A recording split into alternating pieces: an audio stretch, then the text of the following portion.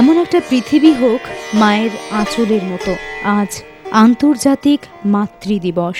শ্রেণী বৈষম্যের ভিত্তিতে ভাগ হওয়া এই সমাজে বিভক্ত মায়েরাও একদিকে সন্তানকে দুধে ভাতে বড় করার ইচ্ছে যেমন রয়েছে, অন্যদিকে তেমনই আছে প্রত্যহ জীবনের সঙ্গে লড়াই করে বেঁচে থাকা সেই মায়ের স্বপ্ন, মানুষ হোক আমার সন্তান, বড় হোক।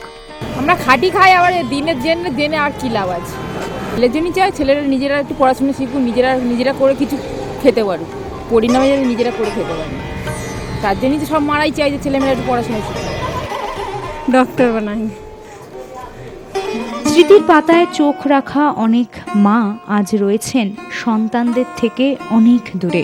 জীবনের শেষ প্রান্তে দাঁড়িয়ে রয়েছেন তারা। একসঙ্গে থাকা সেই দিনগুলোর সঙ্গে আজকের পার্থক্য থাকলেও তা মনের মণিকোঠাতেই বন্ধ করে রাখতে চান। সন্তানের বদনাম কখনোই তারা চাইতে পারেন না।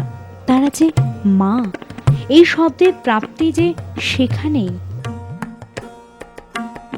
দুঃখ হয়, ছোট হলেও হয়তো সন্তানটা কাছে থাকলে ভালো লাগতো, এটা হয় স্বাভাবিক।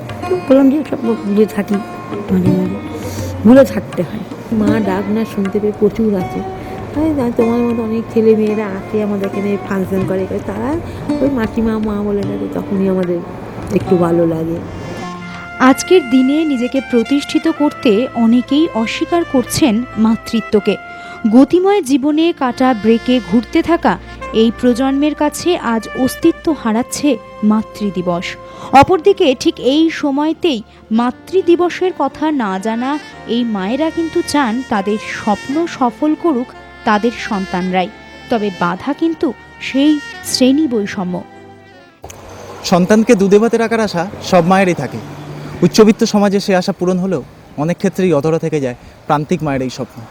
আর তাই আন্তর্জাতিক মাতৃত্ব দিবস পালিত হয় প্রতি বছরই, কিন্তু শপথটা থেকে যায় প্রতিবারই অধরা। ক্যামেরায় অরিন্দম ভদ্রের সঙ্গে ত্রয়ন চক্রবর্তী, আর প্লাস নিউজ, কলকাতা।